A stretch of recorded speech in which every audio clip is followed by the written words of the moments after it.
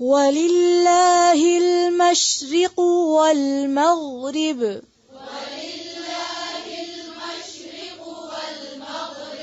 والمغرب مغرب نہیں والمغرب فأينما تولوا فثم وجه الله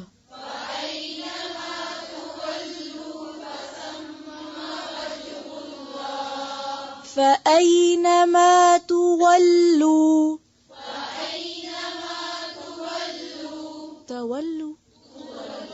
تولوا فثم وجه الله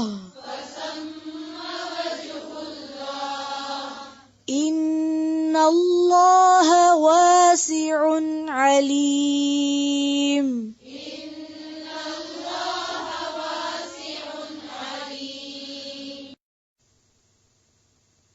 وَلِلَّهِ الْمَشْرِقُ اور اللہ کے لیے ہے مشرق، والمغرب اور مغرب، فَأَيْنَمَا تو جہاں کہیں بھی، تولو تم منہ پھیرو یا تم منہ موڑو گے. اس کا روٹ کیا ہے؟ واو لام یہ. تو یہاں پر تولو کا مطلب کیا ہے؟ یعنی تم توجہ کرو گے، یعنی جس طرف بھی تم دھیان کرو گے، جدھر بھی منہ موڑو گے. یعنی منہ پھیرنے کے معنی میں اس طرح نہیں کہ اس چیز سے روح گردانی کرنا. مراد کیا؟ یعنی جدھر بھی تمہارا پھر دھیان ہوگا، جدھر بھی توجہ کرو گے، جدھر بھی قبلہ بناؤ گے. فسما تو اسی جگہ، سما کا روٹ سے میم ہی ہے، مانا ہے وہاں، وہیں، اسی جگہ، دیر اینڈ دین. وجہ اللہ، وجہ کس کو کہتے ہیں؟ چہرے کو. مراد ہے ذات، یعنی اللہ کی ذات.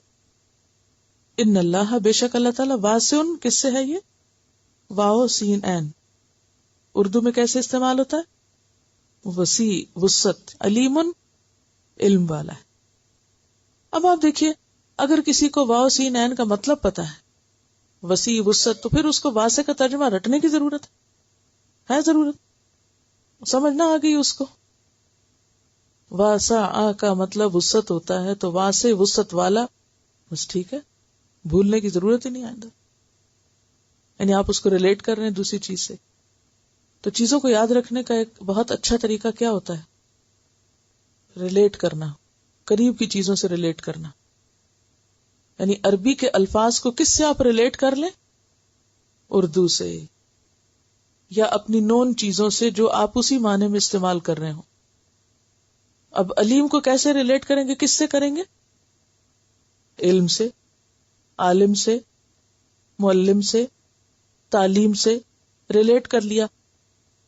تو ان سب لفظوں کا آپ کو پتا ہے، تو آپ کو علیم کا بھی پتا چل جائے گا کہ علم سے ہی متعلق کوئی بات ہے.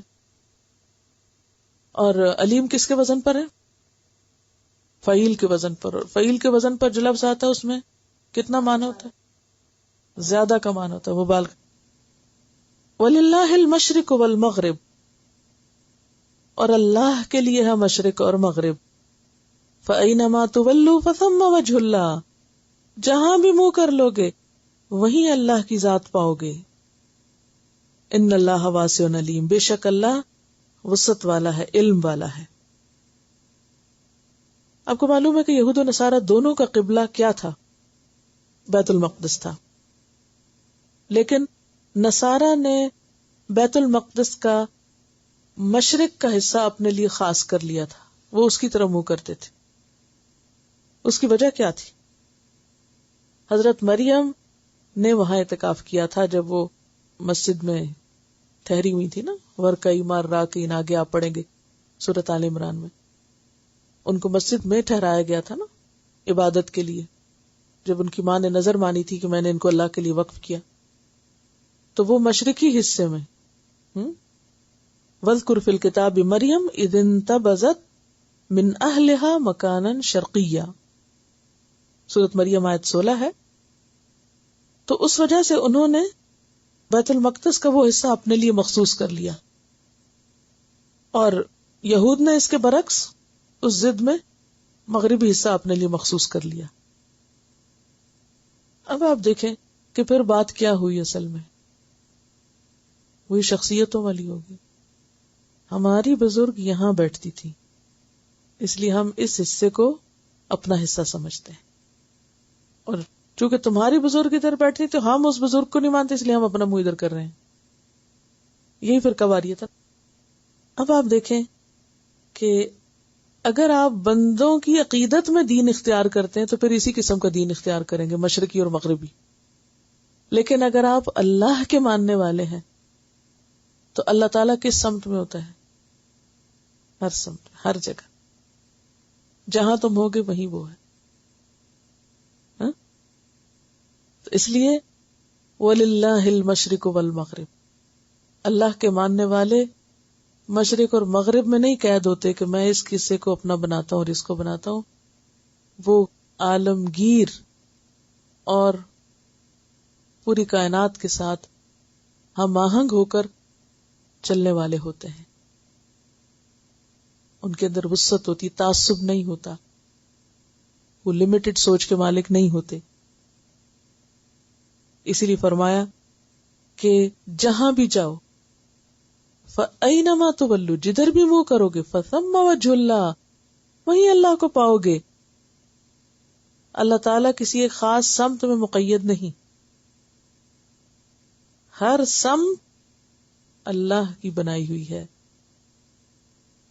کوئی بھی سمت کس کو کہتے ہیں؟ ڈائریکشن، سائڈ، طرف. کوئی بھی سائڈ ایسی نہیں جو اللہ کی سلطنت سے باہر ہو. سب اللہ کی کائنات میں اللہ کی حکومت کے اندر ہی ہے، ہر چیز اسی کے تابع ہے. پھر اسی طرح آپ کو یہ بھی معلوم ہے کہ جب مسلمان ہجرت کر کے مدینہ آئے تو کچھ عرصہ انہوں نے بیت المقدس کی طرف منہ کر کے نماز پڑھا. پھر تحویل قبلہ کا حکم ملا، آگے آپ تفصیل پڑھیں گے. تو پھر وہ دوبارہ خانہ کعبہ کی طرف منہ کر کے نماز پڑھنے لگے. تو لوگوں نے اس پر اعتراض کیا، سَيَقُولُ السُّفَهَاءُ مِنَ النَّاسِ مَا وَلَّاهُمْ عَنْ قِبْلَتِهِمُ الَّتِي كَانُوا عَلَيْهَا قُلْ لِلَّهِ الْمَشْرِقُ وَالْمَغْرِبُ. اللہ کو انسانوں پہ قیاس مت کرو، کیونکہ انسان اگر ایک وقت میں مشرق میں ہے نا تو مغرب میں نہیں ہو سکتا، اور اگر وہ مغرب میں تو مشرق میں نہیں ہو سکتا. لیکن اللہ تعالی مشرق اور مغرب میں قید نہیں، وہ تو ہر جگہ ہے. اس لیے جہاں بھی تم منہ کرو گے وہیں اللہ کی ذات کو پاؤ گے. اسی طرح ایک اور روایت میں آتا ہے، ترمذی کی روایت ہے، حضرت عمر فرماتے ہیں کہ ایک دفعہ آپ صلی اللہ علیہ وسلم اپنی سواری پر نفل نماز ادا کر رہے تھے، اور سواری کسی بھی سمت کو رخ کر لیتی. آپ اس وقت مکہ سے مدینہ آ رہے تھے، تو اس وقت حضرت عمر نے یہی آیت پڑھی اور فرمایا کہ یہ آیت اسی باب میں ہے. ایک اور روایت میں آتا ہے کہ ایک سفر میں صحابہ کرام حضور صلی اللہ علیہ وسلم کے ہمراہ تھے. رات اندھیری تھی، ہر ایک کو جدھر قبلہ معلوم ہوا اس نے ادھر ہی منہ کر کے نماز پڑھ لی. بعض لوگوں نے غلط سمت پہ نماز پڑھی تو ان کو یہ شک ہوا کہ اب ہماری نماز ہوئی کہ نہیں، تو اس پر یہ آیت اتری کہ جدھر بھی ہو تم اللہ کی ذات موجود ہے. لیکن جب یہ آیت نازل ہو گئی کہ فَوَلِّ وَجْهَكَ شَطْرَ الْمَسْجِدِ الْحَرَامِ، جہاں بھی تم ہو مسجد حرام کی طرف منہ کرنا ہے، تو سے یہ آیت پر منسوخ ہو گئی. اس آیت کا مطلب یہ نہیں کہ انسان نماز پڑھتے وقت قبلے کا تعین نہ کرے، جدھر جی چاہے نماز پڑھے، جدھر جی چاہے منہ کر کے نماز پڑھے، اور دلیل میں یہ آیت لائے کہ اللہ کے لیے مشرق مغرب میں جدھر چاہو منہ کر لو. یہ نہیں ہے اس آیت کا مطلب، یہ کسی اور خاص کانٹیکسٹ میں بات ہو رہی ہے. کیونکہ صرف ایک آیت کو لے کر آپ عمل نہیں کرتے. کیسے کرتے ہیں؟ یعنی صرف اس آیت کو نہیں لیں گے بلکہ کیا کریں گے؟ باقی آیتیں بھی دیکھیں گے کہ وہ کیا کہتی ہیں. تو یہ خاص پس منظر میں اتری ہے. اور اسی لیے آپ دیکھیں آخر میں کیا رہا ہے، ان اللہ واسع علیم، اللہ تنگ نظر نہیں، وہ وسعت والا ہے، وہ تنگ دل نہیں. وہ جانتا ہے کہ کون بندہ کس شوق سے نماز پڑھ رہا تھا اور بھول کے اس کا رخ ادھر ادھر ہو گیا تو وہ معاف کر دے گا، اور وہ جانتا ہے کہ دلوں میں کیا ہے. تو حکم کیا ہے؟ فرض نماز کے لیے قبلے کے رخ کو جاننا آخری حد تک ضروری ہے. نفل نماز سواری پر بھی ہو سکتی ہے، جدھر بھی منہ ہو جائے اس کے لیے کافی ہے. تو اس آیت سے ہم نفل نماز کی بات تو لے لیں گے اگر قبلہ رخ پتہ نہ ہو، لیکن فرض کے لیے قبلے کی ڈائریکشن جاننا ضروری ہے. الا یہ کہ آپ رات اندھیری جیسے ہے یا آپ جہاز میں بیٹھے ہوئے کوئی پتہ نہیں کدھر کو آپ جا رہے ہیں، تو اس صورت میں آپ پھر جدھر بھی منہ آئے نماز پڑھ سکتے ہیں. لیکن اصل کانٹیکسٹ کیا ہے آیت کا؟ اللہ ہر جگہ ہے، اللہ والے ہو جاؤ، پھر قواریت چھوڑ دو.